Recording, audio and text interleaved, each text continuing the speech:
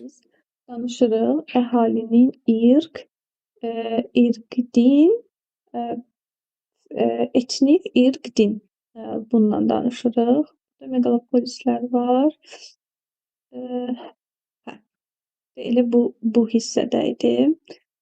Kimdən başlayaq? Elə Nigar səndən başlayaq. Bizə bilirsən, bir dənə danış irqlərdən. Bəli. Deməli, yer kürəsinin əhalisi irq, dil, din, maddi-mənəvi dəyərlər, mədəni irs və sair xüsusiyyətlərinə görə bir-birindən fərqlənir. Bunun səbəbi də müxtəlif ərazilərdə məskunlaşmasıdır, bir də həmin mühitdə uyğunlaşmasıdır insanların. Deməli, dünyada 4 dənə irq var. Avropoid irqi, Monqoloid, bir də Negroid irqi. Avropoid irqi şimal, orta, cənub qollarına bölünür. Şimal hissəsinə əsasən Şimal və Baltik dəniz sahillərini, Şimali Avropanı aid eləmək olar. Orta hissəsinə Orta Avropa, Şərqi Avropa, Şimali Amerika, Ukrayna, Yeni Zelandiya, Car Avstraliya və s. aid eləyə bilərik. Cənub qoluna isə Cənubi Qərbi Asiyanı, sonra Şimali Afrika, Cənubi Avropa, Şimali Hindistan, Pakistan, Cənubi Amerikanın Atlantik okean sahillərini və s. aid eləyə bilərik. Sonra gəlir Monqoloid irqi. Monqoloid irqi də deməli, əsasən Amerikada, Mərkəzi Asiyada, bir də Şərqi Asiyada yayılıb.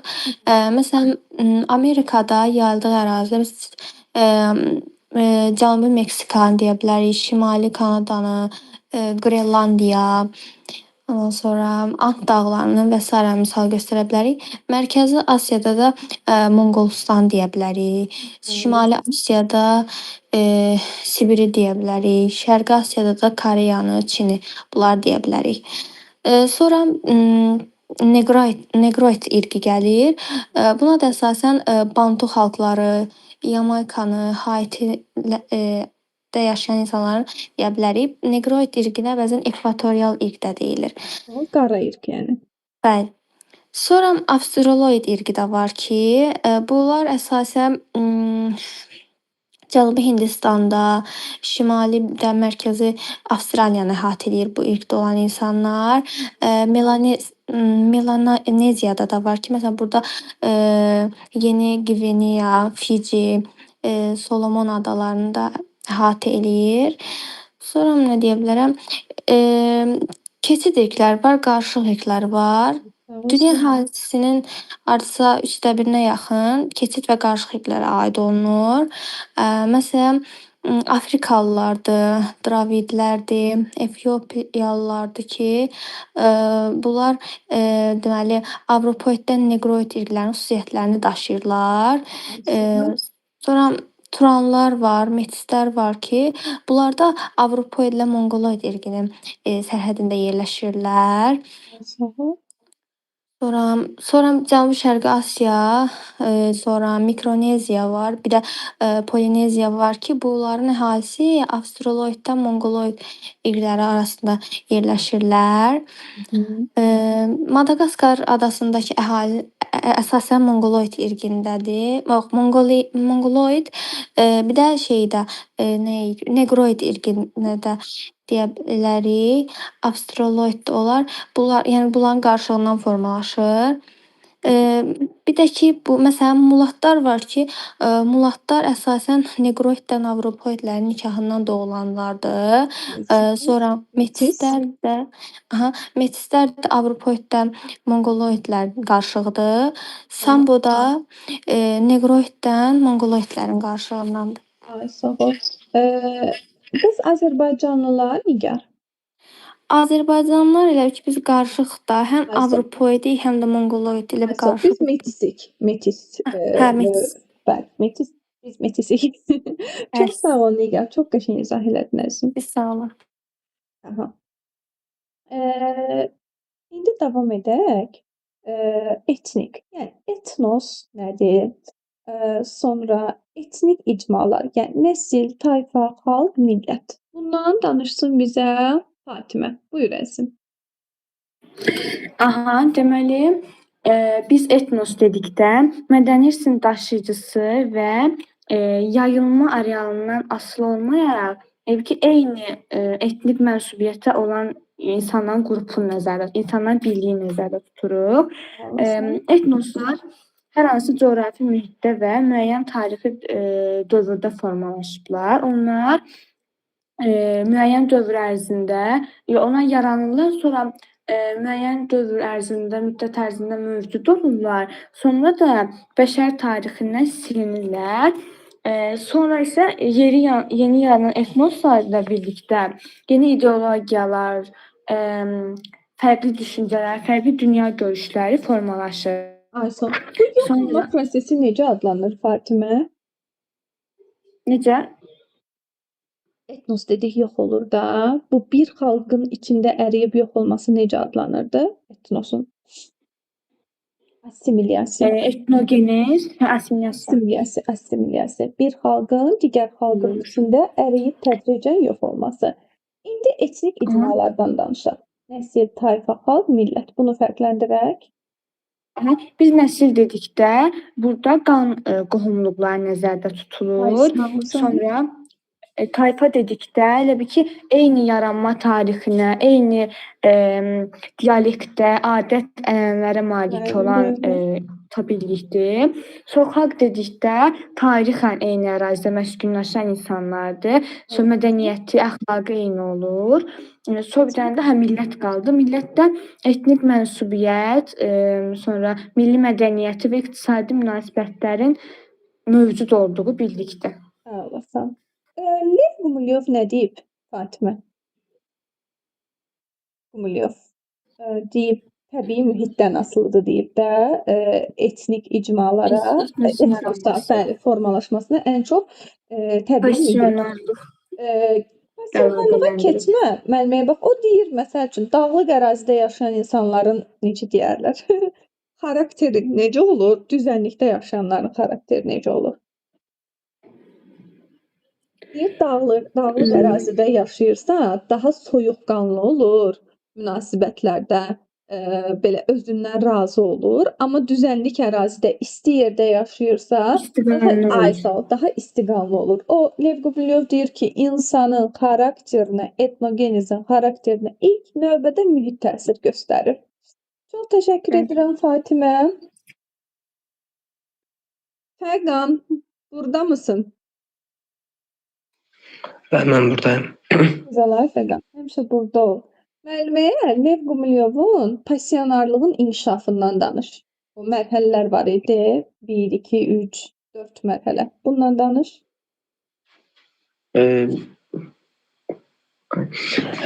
Mən bu başlamışdım. Deməli, mən bunun bir neçə mərhələdən ibarətdir, 4 mərhələdən də, hə. Bu onun ilk mərhələsində etnosun necə deyim, ətraf aləmlə bir-birinə uyğunlaşması, sakit həyata zəmanəşir olması seçilir. Ay, sağ olsun. İkinci mərhələsi passionların sıçrayışı nəticəsində yaranır. Burada passion insanların sayı get-gedə artır və etnos yüksək səviyyəli həyat uğrunda mübarizədə çalışır və yalnız qələbəni düşünür. Üçüncü mərhələdə passionarlıq ən yüksək həddə çatır.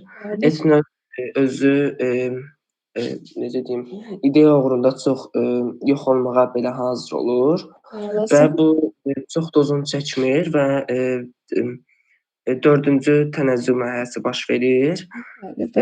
Çox uzun çəkmir yəni. Bəli.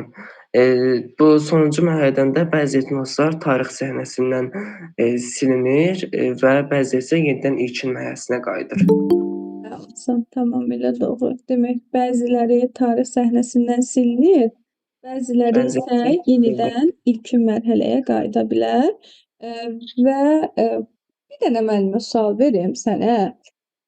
Etnos dedik, ətraf mühitdən necə deyərlər, nə alır da, güc alır. Passionar da olsa ətraf mühitdən güc alır. Qədim dövrdən tanıdığın hansı passionarlar var? Qədim dövrdən Məsəl üçün, birini müəllimə deyim, Çingiz xan. Məsəl üçün Attila, Ay sağ ol. Hitler, sonra Napolyon. Napolyon, Ay sağ ol. İskəndər var idi. Ay Şuşa İsmayıl Xətaini də mən deyərdim. Sonrası pis oldu, amma əvvəli yaxşı idi. Bunları deyə bilərəm. Çox sağ ol Fəqan, çox gözəl izah idi. Bunu yadımızda saxlayacağıq. Firuzəm, burada mısın? Bəli.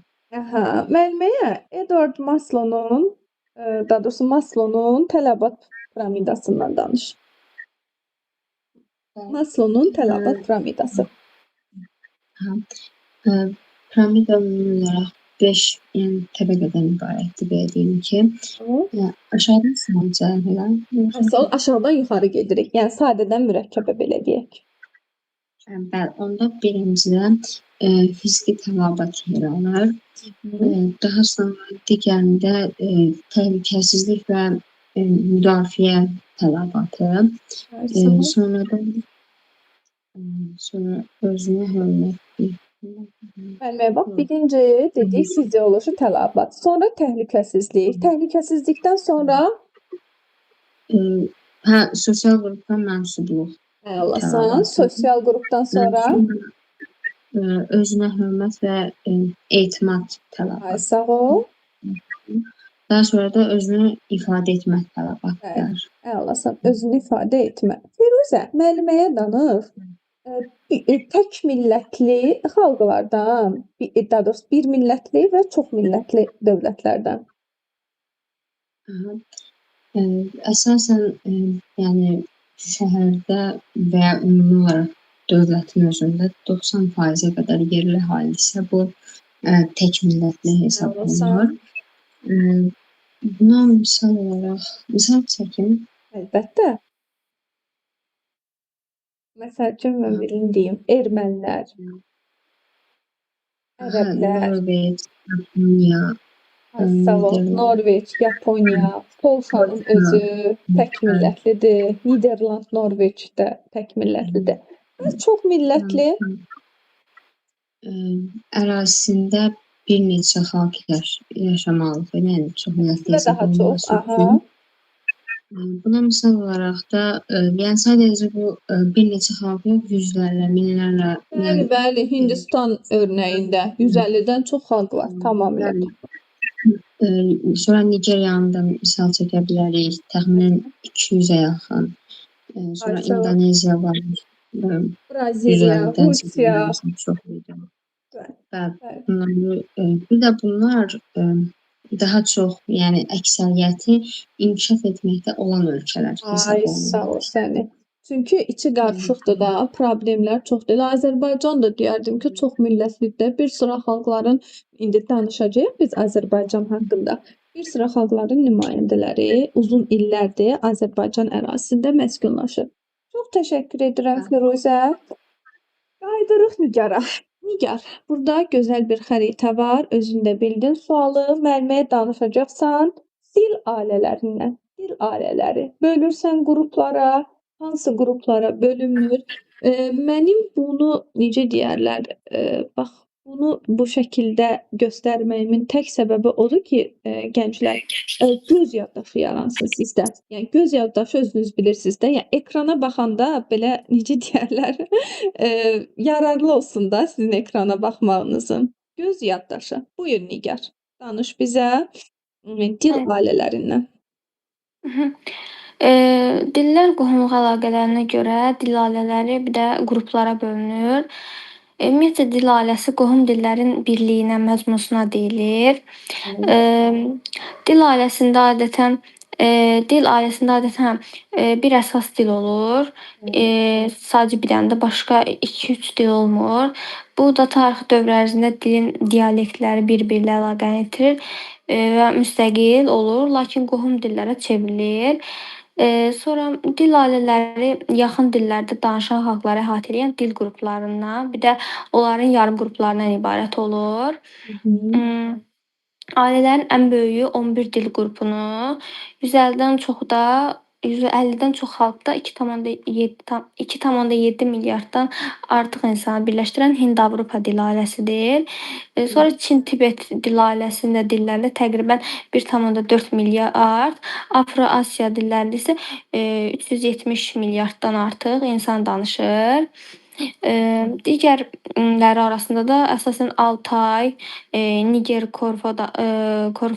Kordofan, sonra bunlarda əsasən 300 milyona yaxın olur bu dildə danışan insanlar. Sonra Dravid var ki, bunlarda 180 milyon, Avstroneziyada da hardasa 230 milyona yaxın insanlar danışır. Sonra sonra dillər deyim haralarda yadda. Hind-Avropa dil qrupu deməli Bu Altayı sən danış, böləcəm bunu, Hind-Avropanı. Olar əzizim? bəli olar. Altay dil ailəsi deməli 3 qrupa bölünür, dil qrupuna bölünür. Türk, Monqol, bir də Tungus Mancur. Türkiyə əsasən elə türklər, Azərbaycanlılar, Qazaxlar, ondan sonra özbəklər, türkmanlar, noqaylar, qırğızlar, uyğurlar, sonra Ahıska türkləri, Xakaslar, Tıvalılar, Yakutlar, sonra Qaqauzlar və s. bunlara aiddir. Monqol dil qrupuna aid olan xalqlarda əsasən elə Monqolların özüdür, sonra Kalmıklar, Buryatlardır. Sonra Tungus Mancur gəlir. Tungus Mancura da aid olan xalqlar Nanaylardır, Mancurlardır, bir də Evenklərdir. Ay, sağ ol səni. Tungus Mancur demək Altayda bax bir dənə bura demək Altayın bizim keçdiyimiz belə deyək 3 dənə qrupu var. Türk, Monqol, bir də ki Tungus Mancur. Bir də bura yaponlara digər ailələr yazılıb, amma yaponlar da Altay dil ailəsinə aiddir. Bax bunu özün yadınızda saxlayın. Altaylar da ona daxildir. Bunu Altay bu qədər kifayətdir. Fatimə, bizə Hind-Avropadan, onun qruplarından danış. Demək Hind-Avropa birinci qrupu Slavyandır. Slavyanlar Belaruslar, sonra Ruslar, Xorvatlar, Boşniyalılar, Çernogoriyalılar, Makedoniyalılar bura aiddir. Sonra Roman gəlir. Romanlar İtalyanlar, Fransızlar, Latın Amerikasının İspan dilli xalqları idi. Katalonlar, İspanlar, Braziliyalılar və s. bura aiddir. Sonra Germanlar gəlir ki, bura ingilislər, İsveçrəlilər, Norveçlər, Almanlar var idi. Sonra ABŞ Amerikalıları, Hollandlar, Avstraliyalılar aiddir. Baltika Latışlarla Litvallar aiddir. İrana Farslar, Kürdlər, Əfqanlar, Talışlar, Tatlar aiddir. Albana necə? Tacik.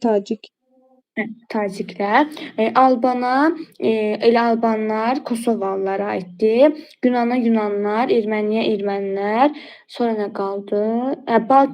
Baltik dedim. Keltə İrlandlar, Bretonlar, sonra nə idi? Şotland keltlər aiddir. Qaldı məndə? Yox, qalmadı. Bu qədər kifayətdir. Gəldik Fəqana. Fəqan, digər dillərdən danış. Ural var orada, Qafqaz, Niger, Kordofan, Avstro-Asiyalar var. Onlardan danış. Ural ailəsi 2 qrupa bölünürdü. Fin-Ugor qrupu, bir də Samodoy qrupu. Fin-Ugor qrupuna Macarlar, Udmurtlar, Finlər, Estonlar, bir də Samlar aid idi. Samodoy qrupuna da Nünlər aid idi bir dənə. Qafqaz ailəsinə də Naxdağıstan qrupu aid idi. Onlara da Ləzgilər, Çeçenlər, Avarlar, sonra nə idi? Kabardin idi, İnquş falan bunlar aid idi. Sonra nə idi Zimən? Niger, Kordofanla Khoisan Bantu. Koysam Bantu şeydi. Onlara şeyler ayda o Bushmenler falan aydı da. Müəllimə bax, bir dənə burdadır. Khoisan Bantu. Bax. Bu hissədədir. Bushman bir də ki Khotem adlar aiddir. Qalan hamısı Niger Kordofandır. Yəni Avstro-Asiyaya, bu ərəb dilli ölkələrə aiddir. Bax, Əlcəzairdir, Liviyadır, Misirdir, Sudandır, Efiopiya, Somali. Bax, bu ölkələr aiddir Avstro-Asiyaya. Bütün Asiya xalqları belə deyəndə, qalan hamısı aiddir bir də burada bir balaca car olan hissədə Hind-Avropa var. Bax, bura bax.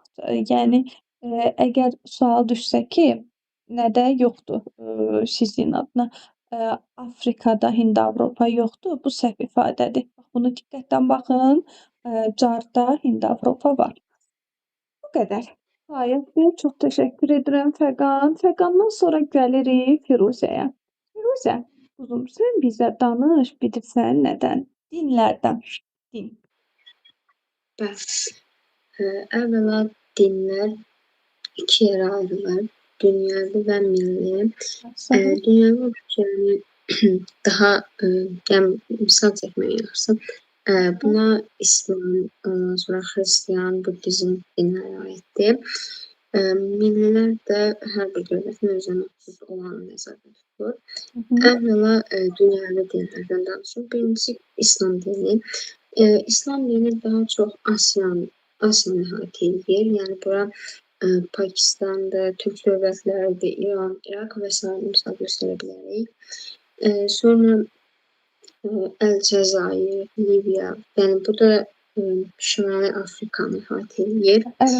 Daha sonra Ərəb dövlətlərindən misal göstərə bilərik. Sonra Xristianlıq, o da üç yerə ayrılır. Katolik, Pravoslav, Protestant. Birinci Protestandan danışım. Onda bu ABŞ, Yeni Zelandiya, Böyük Britaniya, sonra Avustraliya İttifaqı var idi. Sonra Katolikə də bu tərəfdən İtaliya, İspaniya, Portuqaliya, ondan sonra Latin Amerika ölkələri, Fransa, bunlar misal göstərə bilərik. Sonra Pravoslav da Ukrayna, Rusiya, Belarusiya, Bolqarıstan, Gürcüstan, sonra Yunanistan və s. misal göstərə bilərik. Daha sonra Buddizm. Buddizmə də deməli Asiyanın daha çox cənub-şərq ölkələri, Rusiyada da var biraz. Tamamen şeydi, Pravoslavdır. Bəli, Sinsi, Uyğur deməli misal göstərə bilərik. Dinlərdən bu qədər. Sonra milli dinlər var idi ki, buna da Hinduizm Hindistanda, Konfüzm Çində, ondan sonra Lamaizm Monqolistanda, Şaman var idi ki, o da Altay Kaxesiyyədi olmalıydı. Sonra Şamanizm Monqolistandadır, Sintoizm Yaponiyadadır. Bir də İudaizm var idi ki, o da Baltikanı ölkələri əhatə edir, bir də İsrail. Bəli, İudaizm İsraildədir. Belə. Çox sağ ol Firuzə, çox gözəl. Bu hissəni də bitirdik. İndi gəlirlər keçirik əhalinin məskunlaşmasına, Yeni Nigardan davam edirik. Nigar, bizə danış, əhalinin yerləşməsi, sıxlığı haqqında ümumi məlumat ver. Bir də dağlıq ölkələrdən danış, yəni dağlıq relyefə malik ölkələrdən. Bəli. Əhalinin yerləşməsi ərazinin təbii şəraitinin, sosial-iqtisadi inkişaf səviyyəsini, bir də istehsalın ərazi təşkilinin xüsusiyyətlərindən asılıdır. Əhali deməli yer səthində qeyri-bərabər şəkildə paylanılıb. Dünya əhalisinin 2/3-i qurunun 8%-də cəmləşib. 85%-ə yaxın da şərq yarımkürəsində cəmlənib. Şimal yarımkürəsində də əsasən 60% cəmləşib. Deməli əhalinin yerləşməsinin əsas göstəricisi əhali sıxlığıdır. Əhali sıxlığı da elə bil ki, əhalinin sayının ərazi sahəsinin nisbəti ilə müəyyən olunur. Tamamilə doğru. Bu düsturlara çox ehtiyacımız olacaq bizim. Bəli. Aha. Əhalinin orta sıxlığa yüksəlməsi onun sayının artması ilə düz mütənasib hesab olunur. Məsələn, yer kürəsi üzrə orta sıxlıq 1975-ci ildə hər kvadrat kilometrdə 29 nəfər olmuşdu. Amma hal-hazırda 53 nəfər təşkil edir. Amma Antarktida nəzərə alınmadan da. Bəli. Sonra müxtəlif qitələr üzrə orta sıxlıq göstəriciləri çox fərqlənir. Məsələn, Avstraliyada 1 kvadrat kilometrdə 3 nəfərdir. Asiyada 130 nəfərdir. Amma bunların içində lider sayılan Banqladeşdir ki, burada 1 kvadrat kilometrdə 1000 nəfərdən artıq əhali var. Sonra dağlıq ərazilər deyəndə, yəni orada sıx məskunlaşan yerlərdir. Dağlıq ərazidə. Yəni belə deyək də, əhalisinin çox hissəsi hündür ərazidir. Yəni ərazisinin çox hissəsini dağ təşkil edən ölkələr. Məsələn, birini müəllimə deyim, Nepal. Sonra Avropada hansı ölkə var? Ölkələr burada. Avropada məsələn Liechtenstein, sonra Albaniya, İsveçrə, Avstriya, sonra Asiyada dediyiniz kimi Nepal, Qırğızıstan, Tacikistan, Butan, Əfqanıstan, Amerikada da Ekvador, Meksika, Boliviya, Peru. Ay, sağ ol. Həm də ki, Boliviyanın paytaxtı La Paz dünyanın ən hündürdə yerləşən paytaxt şəhəridir. Bunu da məlumat olaraq yadımızda saxlayaq, əhali sıxlığına. Çox təşəkkür edirəm, Nigar. Fatimə əzizim, sən bizə de, əhalinin yerləşməsi və sıxlığına təsir göstərən amillər. Əhalinin yerləşməsinə ərazinin o təbii ehtiyatları təsir edir. Sonra relyefi təsir göstərir. Mən təbii ehtiyac yox. Deyək dənizdən uzaqlıq, sonra relyef, sonra təbii amillər, bəli. Bəli, bu amillər də dedik hansı 3 qrupa bölünürdü? Qədim suvarma 2-ci rayonu elə yüksək məskunlaşma səviyyəsi. Müəllimə, bax bu amilləri birinci bölək. Təbii, tarixi, bir də iqtisadi. Təbii, tarixi və iqtisadi. Təbii, tarixi və iqtisadi. İndi bunlardan danışaq. Təbii, tarixi, iqtisadi. Təbii amillər hansı oldu? Relyefi dedik. Oranın elə ki havası necə demək olar? Yox, müəllimə bax, onun belə deyək də çay sahilində olması, düzənlik olması bunlar təbiidir. İndi tarixi danış, tarixi. Tarixi amil nədir?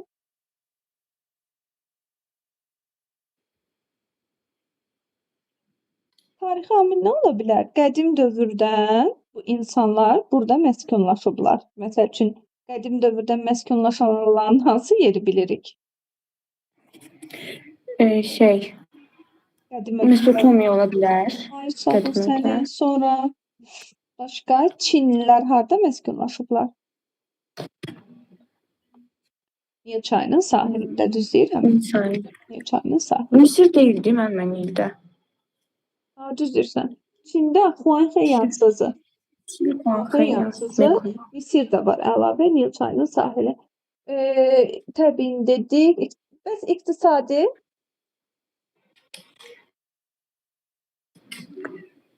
İqtisadi amillər bilirsən nədir? Məsəl üçün faydalı qazıntı çıxarılsın oradan. Müxtəlif sənaye müəssisələri yerləşsin.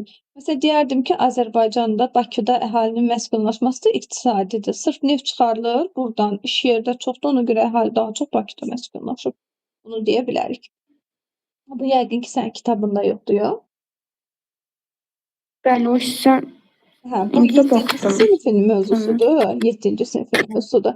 Yaxşı, məskunlaşma modelləri varmı? Modellər, radial, xətti, o varmı? Bəli, mən onu sizdə videoda demişdiniz. Aha, Öyrənmişəm onu. buyur Əsim. Onu sən Deməli, radial dedikdə əhalini edir ki, nəqliyyat yollarının kəsişdiyi mərkəzdə əsasən dairəvi formada olur. Xətti çay və məsələn magistral yollar, dəmir yolu, avtomobil yolu boyunca əhalinin məskunlaşmasıdır. Sahil boyudakı dəniz, körfəz, okean sahillərində məskunlaşırsa, tamamilə doğru. sahil boyu Çox adlanır. təşəkkür edirəm. Fatimə, Fərqan, bizə danış. Kəndlərdən, kəndin neçə növü var? Kənd nədir ümumiyyətlə? Hansı növləri harda yayılıb?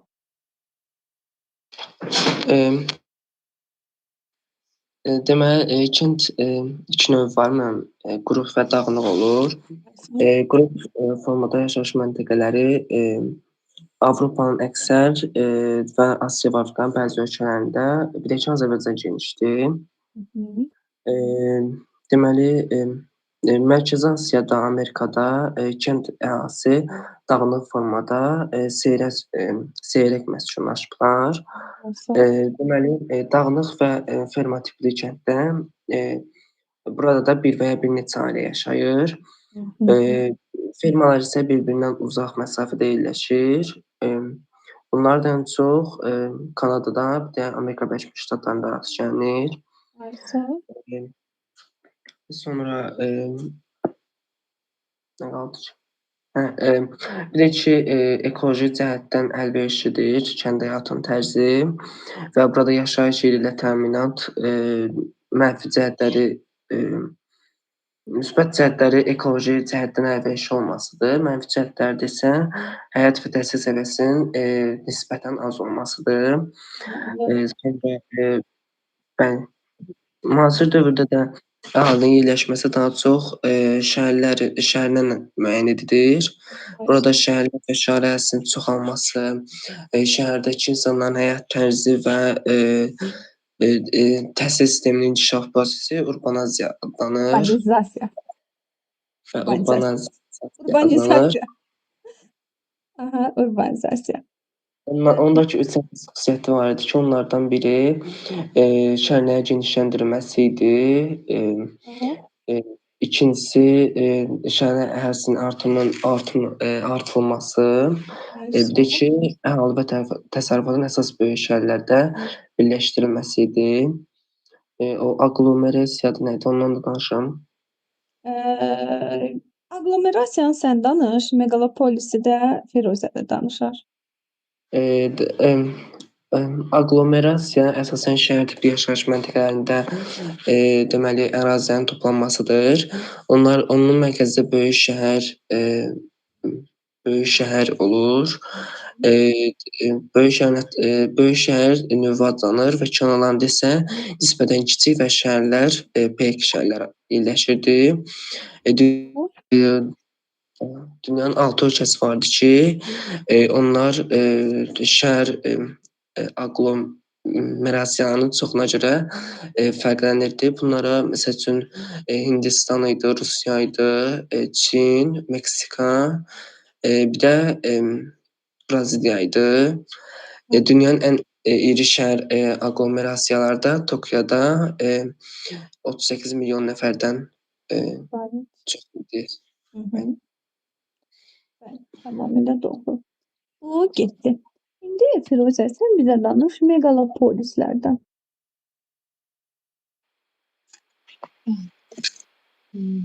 Bu aqlomerasiyaydı.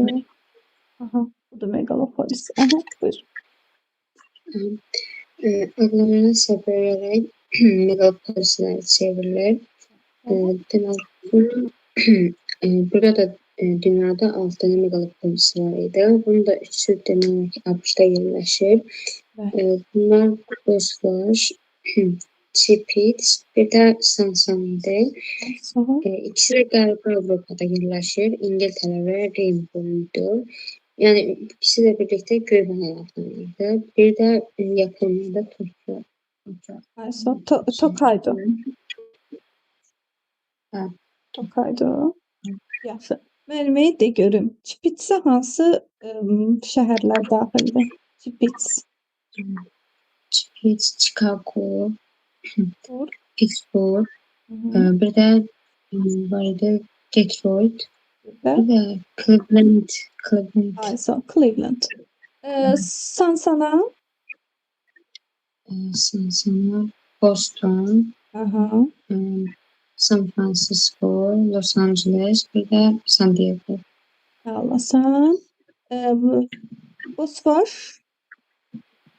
Bosfor, New York, Washington, Philadelphia, bir də Boston. Baltimore. Boston. Hə. Boston, Baltimore'da var idi. Hokkaido'ya da bil ki Tokyo, Yokohama, Osaka, Nagoya vesaire dahil idi. Reyn boyu İngiltere. Niderland, ondan sonra Amsterdam, Elə bir Antwerpen, sonra Amsterdam, sonra Niderland'da Rotterdam, Almanya'da bəs 2 dənə. Rhein-Ruhr və Rhein-Main. Ay, sağ ol. Rhein-Ruhr və Rhein-Main bunlar da daxil idi. Bu hissədə bitdi isə elə bil ki, Nigar bizə izah eləsin. Suburbanizasiya nədir? Yalançı urbanizasiya. Bir də ki, məsələn, bidonvil, gecəqondu, bu anlayışları izah elə. Smog bir də. Suburbanizasiya nədir? Elə ki, inkişaf edilmiş ölkələr var ki, bu ölkənin əhaliləri şəhərlərin mərkəzindən şəhər kənarlarına, bir də kəndlərə köçürlər. Buna suburbanizasiya deyilir. Sonra yalançı urbanizasiya var ki, bu da əsasən elə ki, suburbanizasiya desən o da inkişaf eləməkdə olan ölkələrdə olur. Elə ki, burada şəhərə köçən əhali olur ki, şəhərə köçən əhalinin sayı burada iş yerlərinin sayını və şəhərlərin inkişaf sürətini ötüb keçir. Yəni ki, bura bir söz deyim də sənə, gəl ən belə bəsit yoldan izah eləyim. Tutalım, mən yaşamışam uzun müddət New Yorkda. Artıq bir müddət sonra o göydələndən, şəhər həyatından bezirəm. Şəhər ətrafında özüm üçün bir ərazi tuturam, meşəlik bir yerdə. Bir ev elə bir tikirəm, orada yaşayıram. O megalopolis həyatı məni sıxır. Bu adlanır suburbanizasiya. Bir də var yalançı urbanizasiya. Mən yaşayıram kənddə, gedirəm Bakı ətrafı bir yerdə, necə deyim sən, bir yerdən bir iki göz ev tikirəm, qalıram orada. Yol yox, asfalt yox. Və beləliklə deyirəm ki, bu yalançı urbanizasiyadır. Deyirəm ki, mən şəhərdə yaşayıram. Qohumlar zəng vuranda deyirəm Bakıdayam, şəhərdəyəm. Halbuki, yəni o həyatı yaşamıram, şəhər həyatını. Sadəcə onun kənarında bir təhər sürünürəm də. Bu da adlanır yalançı urbanizasiya. Məsələn, Türkiyədə necə idi? Necə adlanırdı?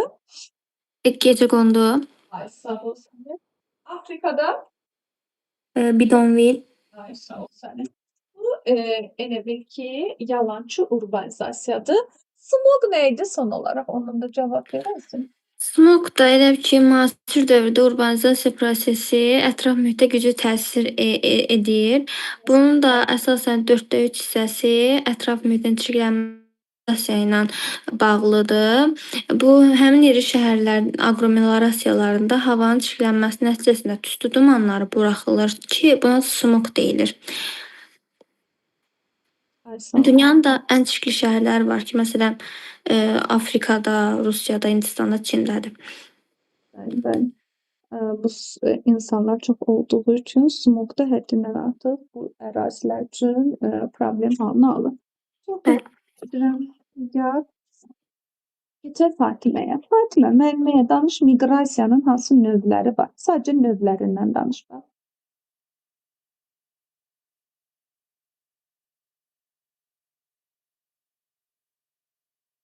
Burdasan Fatimə?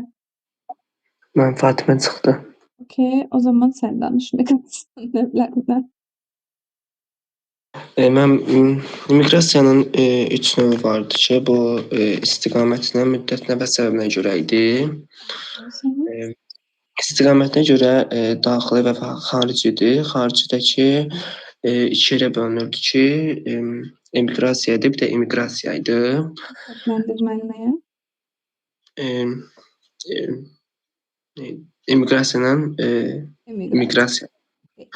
İyi. Deməli, xarici miqrasiyadan ölkəyə gələnlər immiqrasiya, ölkədən gedənlər isə emiqrasiya adlanırdı. Məsələn, ölkəyə gələn o ingilis dilində var içində. Bax, onun mənasını verir. Gastarbeiter nədir Fərqan? Nə deyim? Gastarbeiter. O şeydir, vətəndaş statusunda olmayanlar deyilir də. Qonaq 2. Bəli. Qonaq 2. Çox sağ ol Fərqan. Son olaraq Firuzə, bizə danış, immiqrasiya və miqrantların neçə növü var?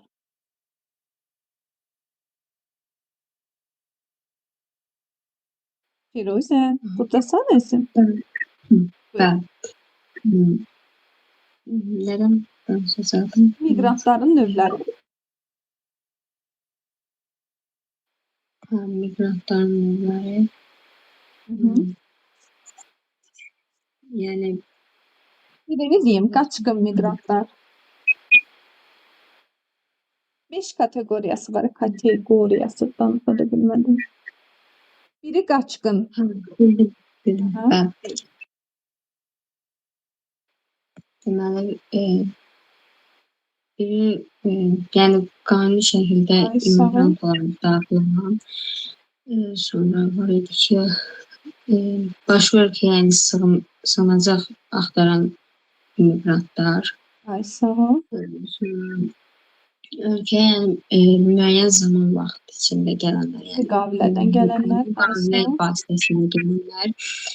Bir də ki, qeyri-qanuni şəkildə yaşayan miqrantlar var idi. Ay, sağ ol. Bir də var məsələn qaçqın miqrantlar. Qaçqın miqrantlar necə olur əzizim? Qaçqın miqrantlar yəni demək olar ki, O ölkədə baş verən proseslə bağlı qaçqınlıqdan gəlməyənlər. ay sağ ol. Məsəl üçün onlar həm də BMT-nin necə deyərlər, ayırdığı düşərgələrdə məskunlaşan miqrantlardır. Bunlar qaçqın miqrantlardır. Çox təşəkkür edirəm gənclər. Çox gözəl öyrənmisiniz. Düşünürəm ki, tətildə də bolca istirahət elədiniz. İndi daha intensiv şəkildə dərs keçmə zamanı gəlmişdir. Müəllimə bu gün sizə danışacağım nədən? Bir dənə qeyd edeyim. İqtisadi fəaliyyət 6-cı günə qədər az verəcəm dərsi. 6-cı günə qədər. Sabah mütləq dərsə qoşulun zəhmət olmasa. Test işləyəcəyik çünki. Bəli. İqtisadi fəaliyyət, təbii ehtiyatlar və onların təsərrüfat əhəmiyyəti, təbii ehtiyatlar və onların təsərrüfat əhəmiyyəti. Bir də təsərrüfatın sahəvi quruluşu. Təsərrüfatın sahəvi quruluşu.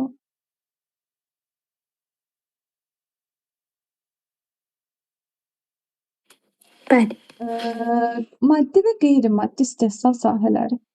Maddi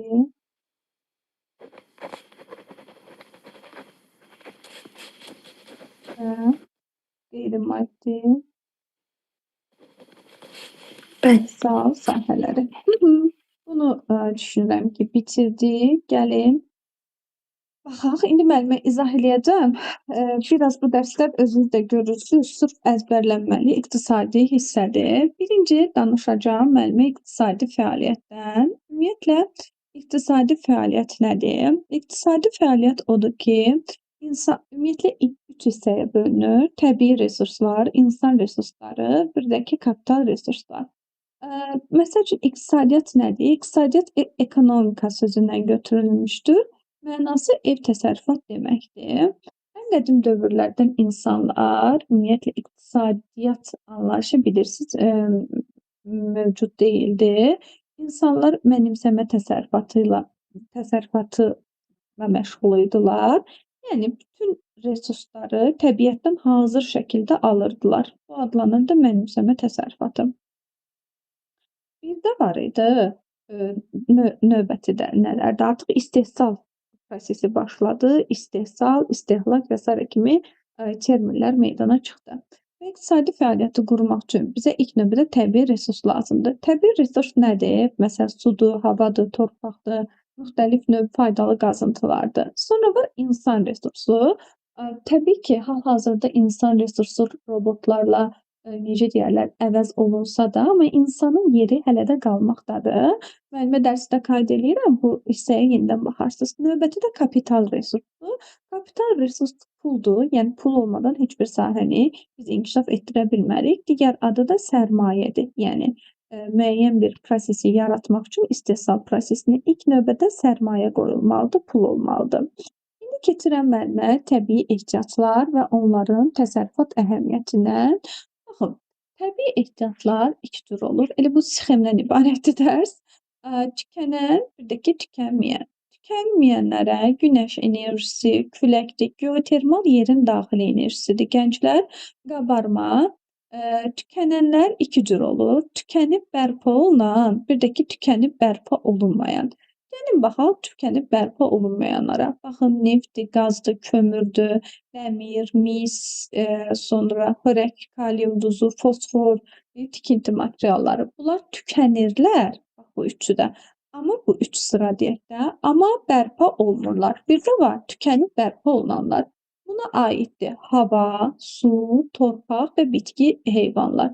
Təbii ki, gənclər, bunun bərpa olunması üçün 1000 milyon illər vaxt lazımdır və hal-hazırda da bütün faydalı qazıntıların əksəriyyəti tükənmək üzrədir və yəni bir də var potensial ehtiyat. Potensial ehtiyat nədir? Həmin ehtiyat var, amma çıxarılmır. Məsəl üçün, Ceyrançöldə, Azərbaycanda Ceyrançöl ərazisində neft var, amma o potensial ehtiyat da hal-hazırda çıxarılmır. Deyərsiniz ki, niyə çıxarılmır? Axı neft baha bir nədir? Ona görə çıxarılmır ki, düşünülür ki, onun çıxarılması əlavə maddi xərcdir. Hansı ki, Azərbaycanda neft bitəcək, ondan sonra artıq o potensial ehtiyat, yəni ən son variantda həmin potensial ehtiyatlardan istifadə edəcəklər. İndi gənclər, məsəl üçün bioloji ehtiyatlar. Bunu əslində biosfer bölməsindən əksər bilirik. Nədir? Bitki ehtiyatları var. Məsələn, Jenşendən danışmışdım mən sizə. Rusiya bir də ki, Çində bitir. Nə bilim, müxtəlif heyvanlar var. Təbii ki, buna qarşıyıq biz. Xəzindən paltar əldə edirlər, xüsusilə şimal ölkələri. Sonra əlavə olaraq deyim ki, meşədən danışım müəllimə. Meşələr iki cür olur, gənclər, iki cür. Şimal meşə qurşağı, bir də ki, cənub meşə qurşağı. Şimal meşə qurşağında daha çox enliyarpaqlı, iynəyarpaqlı bitkilər olur. Yəni enliyarpaqlı, iynəyarpaqlı ağaclar olur. Məsəl üçün Norveç, İsveç, Finlandiya, Rusiya kimi ölkələrdə. Amma cənub meşə qurşağında isə ekvatorial meşələr olur. Əsasən ekvatorial meşələr olur. İndi bununla yanaşı, məsəl üçün təbii ehtiyatlar var, yanacaq, qara metallar var. Qara metallara nə daxildir? 3 dənə. Dəmir, manqan, bir də ki, xromit, bir də ki, daş kömürdə qara metallurgiyada istifadə olunur. Əlvan metallarda mis, sink, qalay, quruşun və s. Bunlar daxildir. Yəni bunlar hamısı belə deyək də sizin bildiyiniz məsələlərdir. Ümumi şəkildə bunun üstündən keçirəm. İndi keçirəm müəllimə təsərrüfatın sahə və quruluşu. Gəlin bura baxaq. Yəni əsas bu 6-cı gün dərsimiz olduğu üçün daha az verəcəm. 6-cı gündən növbəti həftənin 3-cü günə bu bölmədə bir sıra dərsləri müəllimə izah edəcəm sizə. Birinci başlayırıq gənclər, birinci sektor. Birinci sektorda faydalı qazıntının hasilatı, bir də ki kənd təsərrüfatı, bir də ki meşə tədarükü. 3 dənə faydalı qazıntı hasil olunur, kənd təsərrüfatı, bir də ki meşə tədarükü. Növbəti ikinci sektordur. İkinci sektora artıq emal sənayesi. Emal. Gəlin baxaq emala nə daxildir? Bunları tək-tək keçəcəyik. Energetika, maşınqayırma, metallurgiya, kimya, meşə, yüngül və yeyinti. Növbəti üçüncü sektorda, üçüncü sektora isə xidmət sahələri. Ticarət, nəqliyyat, turizm, rabitədir, bankdır, sonra kino, show biznes, incəsənət və s. bunlar daxildir. Dördüncü sektor isə ən yeni, ən müasir, ən dinamik sahədir. Bu da informasiya sektorudur. Yəni əvvəlki dövrlərdə sadəcə və sadəcə 3 dənə sektor var idi. Amma son müasir dövrümüzdə 21-ci əsrdə isə 4-cü sektorda əlavə olunub, 4-cü sektorda əlavə olunub.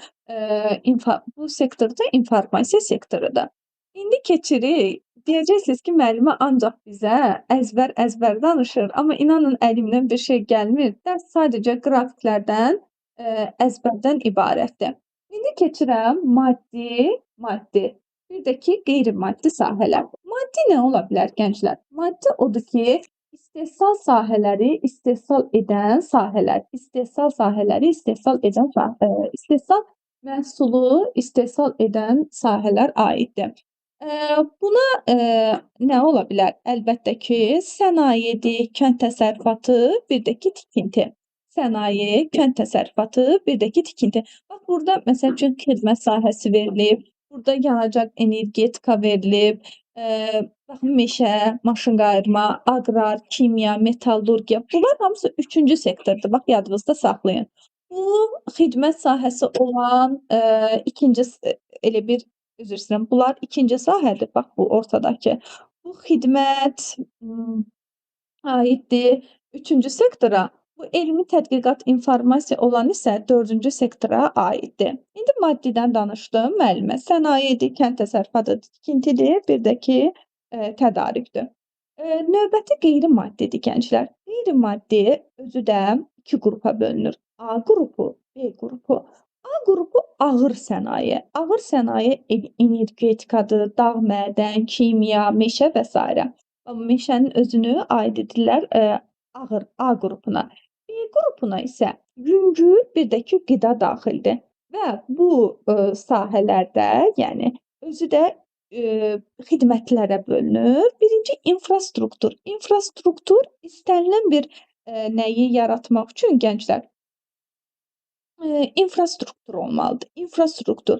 Bu nədir? Qaz təchizatı, su təchizatı, elektrik və s. Növbəti fərdi xidmətlərdir. Bax fərdə məxsus. Yəni istirahət əyləncədir, nə bilim dərzidir, qadınlar üçün salon, oğlanlar üçün belə deyək bərbər xidməti. Bunlar fərdidir. Bir də var işgüzar. Bank marketinqdir, reklamdır. Bunlar işgüzardır. Bir də var sosial. Təhsil, səhiyyə, idman və s. Bunlar hamısı sosial sahələrə aiddir. Bu da bizim dərsimiz. İstehsalın təşkili formalarına qədər öyrənəcəksiniz. Növbəti dərs artıq müəllimə sizə danışacağam istehsalın təşkili formaları, elmi texniki inqilabdan danışacağam. Sonra belə bir xeyli danışacağam gələn dərsdə.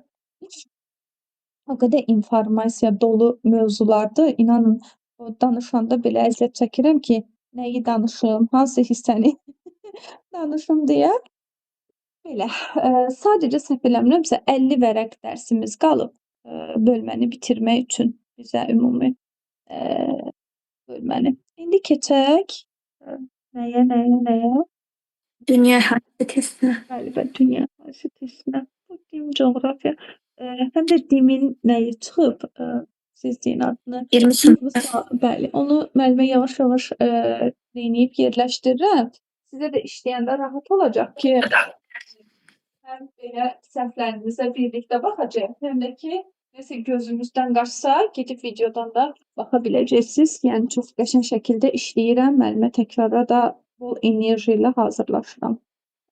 Xüsusi proqram qurub sizin üçün.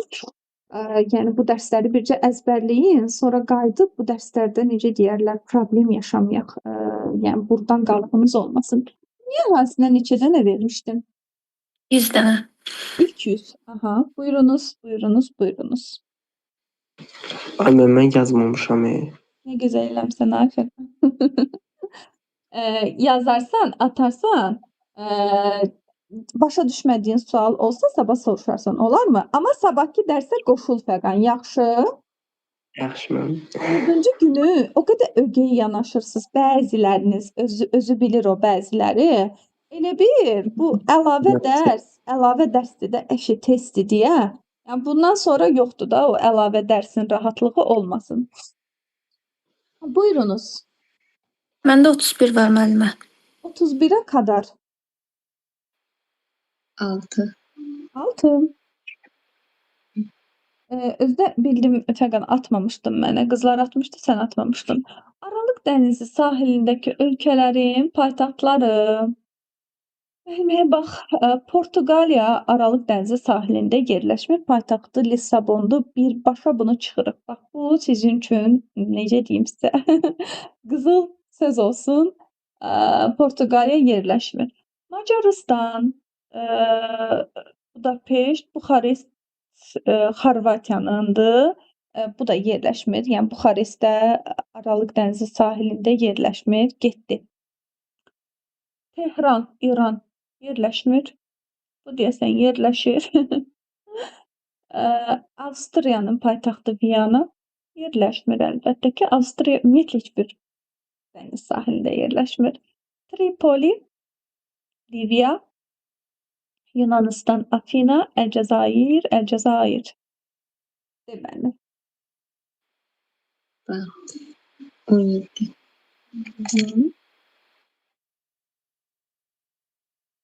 Urbanizasiya səviyyəsi. Müəllimə bax, urbanizasiya şəhərləşmədir. Şəhərləşmə necə ölkələrdə çox olar? Əlbəttə ki, güclü inkişaf etmiş. Bax, Monqolistanı çıxdım, Somalini çıxdım, Efiopiyanı çıxdım. İlk gözümə gələnləri çıxıram. Buradan da Malini çıxdım. Cavab olur ki, inkişaf etmiş ölkələrdə urbanizasiya səviyyəsi yüksəkdir. Buyur əzizim. 29. Orada 31 vardı yadımdadır. Neft hasil edən İran körfəzi ölkələrinin dünyanın müasir immiqrasiya mərkəzlərindən birinə çevrilməsinin səbəbi nədir? Deyim də gənclər, işçi qüvvəsinə çox ehtiyac olur. Buradakı nələrin, neft sahəsində çalışanların 70-80% miqrantdır. Yəni xarici ölkədən gəlir. Hardan gəlir? Hindistan, Pakistandan gəlir. 31-də deyir ki, 30 varmı Firuzəcan?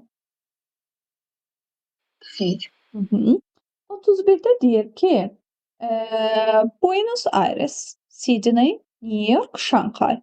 Bir dənə fikirləşək. Deyir, Cənub yarımkürəsinin ən iri limanlarıdır. New York cənubda deyil, şimaldadır. Çıxdım.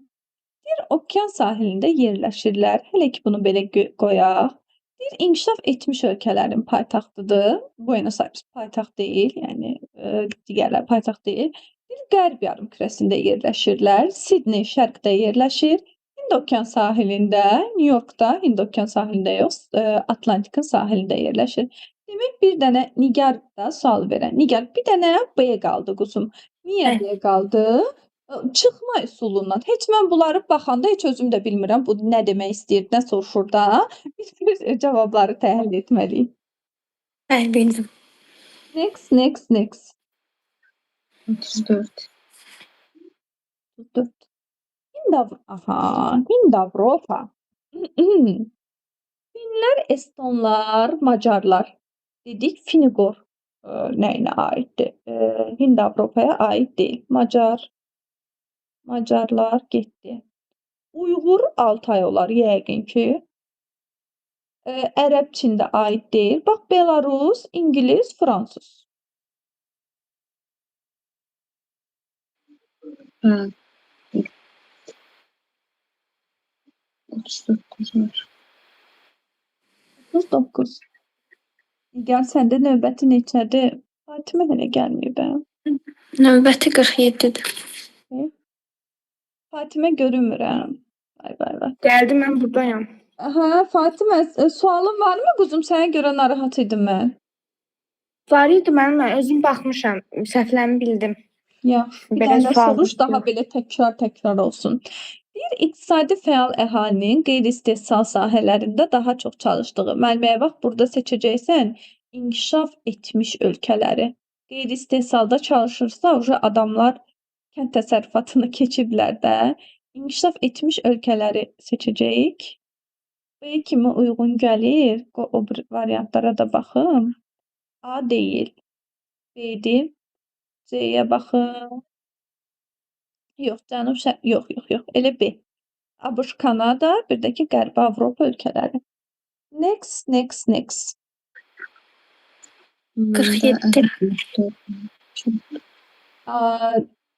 47.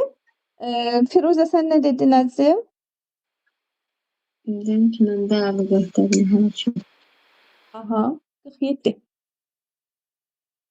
47. Getdik. Aha, müəlliməyə bax, demişdik ki, sizə yazmışdıqmı bunu? Sıxlıq bərabərdir, əhali bölü ərazi. Əhalinin sayı əraziyə bölünür. Hə. Aysa, əhali nəyə bərabərdir oradan? Əhali sual heç nə yoxdur. Yox, əzizim, əhali, sənin yazdığın düsturdan əhali nəyə bərabərdir? Əhali bərabərdir. Ərazi böl sıxlıq. Rağ olsun. Məchul bölünən. Bir dənə baxım gör nə yazmışam. Yaz bax, təzədən yaz. O düsturu səndən alacağam. Yazıram. Sıxlıq bərabərdir.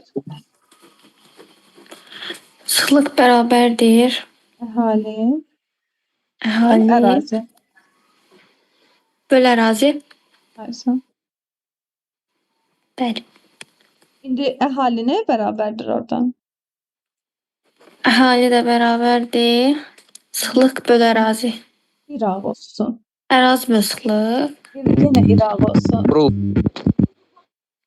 Necə İsa? Vurulsun olmalıdır. Ay sağ ol. Düz deyir İsa. Müəlliməyə bax. Əhali bərabərdir. Sıxlıq vurulsun ərazi. Bəli, bildim. Aha. İndi buradan əhalini tapırıq.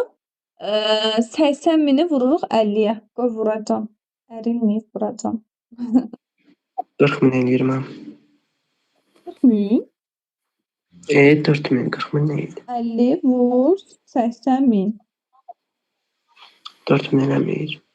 4 4 milyon. milyon. 4 milyon. Bəli. Çox şükür riyaziyyatda yaxşı bilirikmiş. Çox şükür bu günümüzə. Növbəti. Yəni ki, o birilər də ona oxşuyur, özüm yazaram. Müəlliməyə bax, yazaram yox, yaz. 48-i yaz. Bizim vaxtımız var. Deyir ki, ölkənin əhali sıxlığı hər kvadrat kilometrdə 65 nəfər. Deməli, sıxlıq verib 65. Ölkə əhalisinin sayı, bir də deyir ki, ölkənin sahəsi. Aysa. Sahə nəyə bərabərdir? Sahə də bərabərdir. Əhalinin sayı bölünsün sıxlıq. Yaz. Sahə bərabərdir. Hə, əhalinin sayı bölünsün sıxlıq. 65. Nəysə, o rəqəmi yazdım. Karoçu 350.000 olur. Hə, bildim. 49-a da de. Burada da deyir ölkənin sahəsi. Burada da müəllimə şey dedik. 60'ı yox. 350.000'i bölürük 60'a. Nə istəyir? Əhalinin sayını soruşur. Bax yenə bayaq İsa nə demişdi bizə? Vurur 60'a. Ay sağ ol səni. 60 vur 350 20 min. 21 milyon. 21 milyon. 21 milyon. Aha, bu daha maraqlıdır. 50. Çünki elə Ölkə əhalisi sayı 14 milyon 625 nəfər, ölkənin sahəsi 190 min kvadrat kilometrdə, əhalinin sıxlığını müəyyən edin. Deməli, əhalini verib, bir dənə yazım. Hı-hı. Əhalini verib 14 milyon. Ərazini də verir. Ölkənin sahəsi, sahə elə ərazi edir. Bəli. Ərazidə 195 min, min. Bəli, burada indi biz sıxlığı deyirsə, Əhalini şey əraziyə eləyəcəyik, bölərsən də. vuracaq. Yox. Böləcək. Sıxlıq bərabərdir əhali böl ərazi. İlk düsturumuz. Hadi gəl bunları əzbərləyim. Mütləq. O da olur 75. Yəni 14 milyon 625 mini 195 minə böləndə edir Bəli. 75. Bu belə. Növbəti soru. Evə hansı mövzunu verdiniz müəllimə? Yazacaqlar qrupa. Qrupa yazaram. Tamam. Kadd eləmişəm. 54. 54. Deyir ki, urbanizasiyası yüksək. Bax, yenə Firuzə inkişaf etmiş ölkələri seçirik və 6, 9 ABŞ, Kanadanı götürürəm. Bu neçədir? 8-dir. 6, 8, 9. Oradan görürəm. Bir də Avstraliya. Bax, inkişaf etmiş ölkələr. 1, 6, 8, 9. Aha. Ay mən kod çıxartan necə yadda saxlamaq olar? Xəta necə yadda saxlamaq olar? Yəni bu təni deyirsən? Heç nə Kim Fəqan. Telefonuna ekran şəkli eləyirsən, hissə-hissəyə bölüb ancaq görərək göz yaddaşı. Ya da ki mən məsələn özüm deyim necə yadda saxlamışam. O şeydə rəngli printerlər olur, 20 qəpiyə falan çıxartdırırlar bir üzü. Onun çıxartdırırsan, asırsan nə bilim otağında bir yerə də. Hər dəfə görürsən onu. Görərək ancaq. Başqa yəni qeyri-adi bir nəyi yoxdur yadda saxlamağın. Görərək ancaq. Növbəti. Dostlar. 61. 61. Məndə 56 var müəllimə. Okay. Ölkə əhalisi 45% şəhərdə yaşayır. Çox gözəl. Müəlliməyə bax, heç sualı neynəmirəm, kənd əhalisini soruşur. 45-i şəhərdə yaşayırsa, nə qədəri kənddə yaşayır? 55. 100-dən 45 çıxdım. 100. Demək, 60 milyon neçə faiz olacaq? Ümumi saydı. 100 olardı onda. Ay son 100. X-da 55. X. Tənassüblə Ay eləyim sonra bildim. Ay sağ ol səni. 33 milyon. Necə? 33 milyon deyəsən eləyir. Hə, 33 düz. 3300 bölü 100. Bəli, 33 milyon. Düz. 61 səhv eləmirəmsə deyilmişdi. 61 Hind-Avropa dil ailəsinə daxil olmayan bax Finlər, Estonlar, Macarlar. Finlər, Estonlar, Macarlar. Urala aid idilər də. 1, 4, 5. Deməli. Next. 67 var mı? 67 qədər varmı? Məndə də var müəllimə. Okay, getdik. Ölkə əhalisi bu qədərdir, bu qədərdir. Aha. Müəllimə, bax bu tip məsələləri birini mən eləyəcəm, o birini də siz həll eləyəcəksiniz. Deyir ki, ölkə əhalisi 60 milyondur. 60 milyona yazıram X mığlını. Yox, hələ X yazmıram. Doğulan 620-dir, ölən 140 min nəfərdir. 1000 nəfərə düşən deyir, təbii artımı hesablayın. Demək, 60 milyona təbii artım nə qədər olacaq? 620 mindən çıxıram müəllimə 140 mini.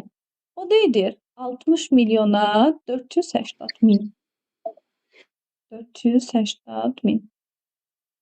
Mini bildik də. 1000 nəfərə də X. 1000 nəfərə düşən təbii artımı soruşur da. Bax, təbii artım nədir? Doğulanlarla ölənlər arasındakı fərqdir. Mən yazdım 60 milyonla doğulanla ölən arasındakı fərqi. 620 mindən 140 mini çıxdım, 480 min. 1000 nəfərə də X. Bax, mini vururam, mini. Vururam 480 dəqiqə 480 minə. Bölürəm. 60 milyona. O da edir 8. Aydın oldu mu bu tip məsələlərin? Bəli.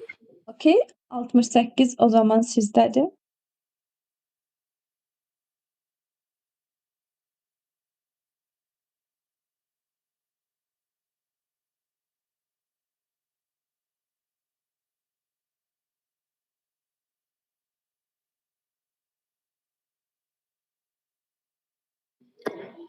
Mən tapdım.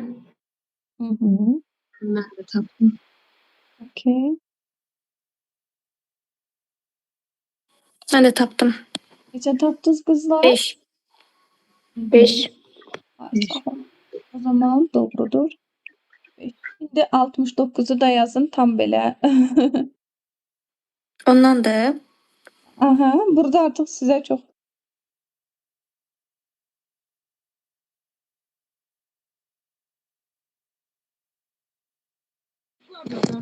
İki. 2. Hı -hı.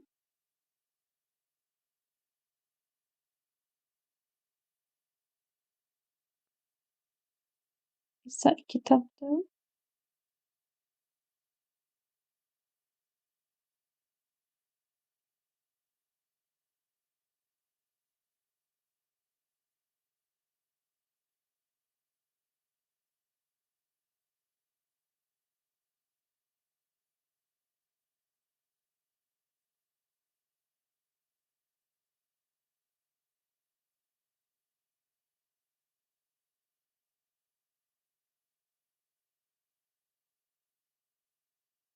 Mən bilmədim.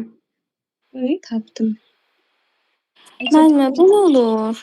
Deyə bilərəm. Göz tapdım. Necə? Müəllimə, Hacı. belə olacaq. 6 milyona deməli 30 min, 1000 nəfərə də X. Elə Ay hesablayacağıq. sağ ol, ay sağ ol. Ha, bildim. Sizə hazır o çıxma təbii artımı verib də. Çox da kömək olub sizə. Məncə.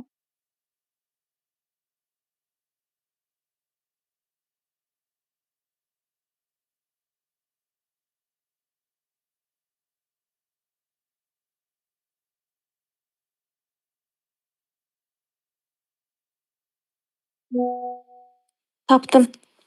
Tapdım. Necə tapdınız gənclər? 5. 5. Ay sağ ol. Sən Əmir bax, burada 30'u elə bir 6'ya bölürsən 5 olur. Sən yəqin ki 6'nı 600'ü 300'ə belə bölmüsən. Bax, 6 milyona 30 min, minə X. Elə bir 30 böl 6 olur, sonunda 5 olur. Tamamilə doğru qızlar. Burada B olur 5. Növbəti səhvimiz 79 olmadı. 79. Məndə 70. Neçə? 73 var hep. İnkişaf etməkdə olan ölkələrdə urbanizasiya prosesinin Bilirsən haradır? Bu Şərqi Asiya var. Bir dəqiqə. Cənub-Şərqi Asiya dağ mədən yox. Cənubi Asiya liman şəhərlər, Cənub-Qərbi Asiya. Hə, burada elə bil ki, yebəndə olur. Bu ərəb ölkələrində urbanizasiya, yəni şəhərləşmə çoxdur. Neft sənayesinin inkişafı ilə əlaqədar olaraq. Bəli. Yadında saxla. Bura Şərqi Asiyada yazsa yenə düz olardı. Çində filan son illərdəki inkişaf ilə bağlı görürdüm. Şərqi Asiya sözü yoxdur. 79-a qədər varmı? Nigar, Fatimə? Xeyr. Bir yerli əmək ehtiyatları ilə yüksək təmin olunmuş ərazilər və səbəbi. Bax, yerli əmək ehtiyatı ilə Şərqi Asiyadır, Afrika əhalinin birinci tipi. Bu hissə düzdür, amma birinci tip yox, ikinci tipdir də burada. Bir X. Şimali Amerika inkişaf etmişdi. İnkişaf etmiş ölkələrdə yoxdur yerli əmək ehtiyatı ilə. Amerikanı buradan çıxıram, buradan da Qərbi Avropanı çıxıram. Burada olur ki, Asiya, Afrika, Latin Amerikası yüksək təbii artım olduğu üçün yerli əmək ehtiyatları ilə yaxşı təmin olunublar. Növbəti. 83. 82. İnkişaf etməkdə olan ölkələrdə urbanizasiyanın fərqləndirici xüsusiyyəti. Məsələn, Azərbaycanda urbanizasiyanın fərqləndirici xüsusiyyəti. Əhalinin şəhərlərdən kənd yerinə miqrasiyası əksi, əhalinin kiçik şəhərlərdə cəmlənməsi deyə bilmərik. Şəhərlərdə xidmət sahələrində xidmət yox, emalda.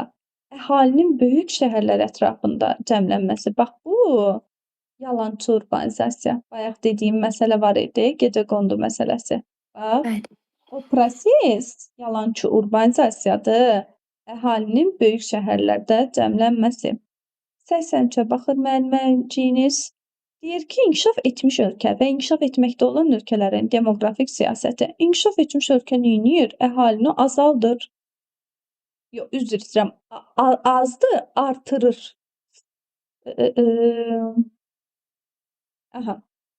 Bax, inkişaf etmiş ölkə təbii artımın yüksəldilməsinə, inkişaf etmiş ölkə etməkdə olanda əhalisi çoxdur da neyniyir? Məhdudlaşdırır. Bəndi. Mən tərsinə götürmüşəm. Müəllimə, bax, birincidə mən baxanda da gördün, elə tərsini dedim, sonra baxdım ki, şeydir.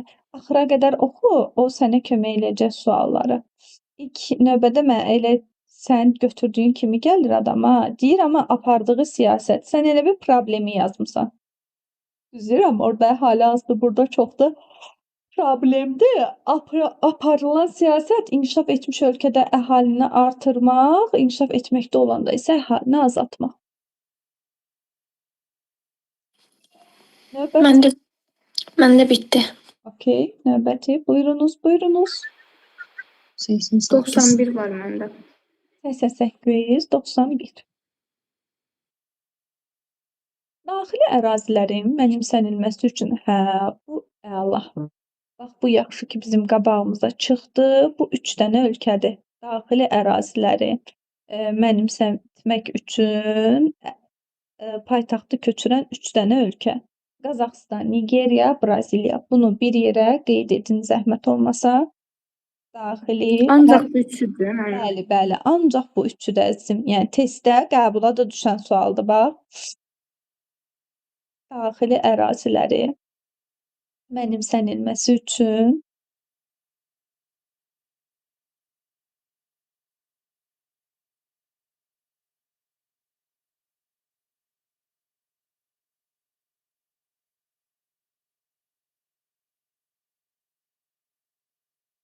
paytaxtı daxili bölgələrə köçürən ölkələr.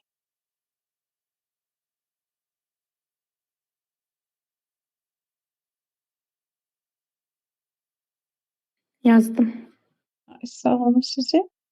Yəni yazsanız daha gözəl olar. 88. 91 dedik. İqtisadi fəal əhalinin payının yüksək olduğu. İqtisadi fəal əhali ilə gözümü deşdi. Burada Fransadan Yaponiya. İqtisadi fəal əhali, yəni söhbət odur ki, işləyən əhali çoxdur. İşləyən əhali də əlbəttə ki, inkişaf etmiş ölkələrdə.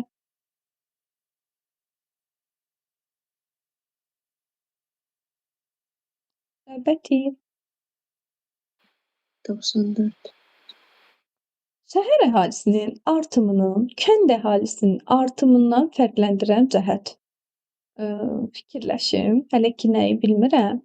Kənddə düşünürəm təkcə təbii artım olacaq, amma şəhərdə miqrasiya hesabına gələnlər də olacaq. Şəhəri fərqləndirən yalnız mexaniki artım deyil, yalnız gələn var, təbii artım yoxdur. İraq olsun, şey olarmı? Olmaz. Sonra yalnız şəhərlər arası miqrasiya hesabına yox. Yalnız təbii artım dedim ki, olmaz da. Həm təbii, həm də mexaniki artım. Yəni şəhərdə həm o yerli əhalinin təbii artımı olur, həm də ki, mexaniki artımda, yəni gələnlər olur. Belə deyək də, burada gənclər necə ola bilər? Nədən gələn də ola bilər? Ölkənin məsəl üçün başqa bir rayonundan gələn də ola bilər, başqa bölgəsindən, ya da ki, xaricdən də gələn ola bilər. Müəllimə, Hacam. mən çıxa bilərəm, dərsin başlayır. Allah əzizim, biz də zaten bitirmək üzrəyik. Buyurunuz. Sağ olun. 99. 9.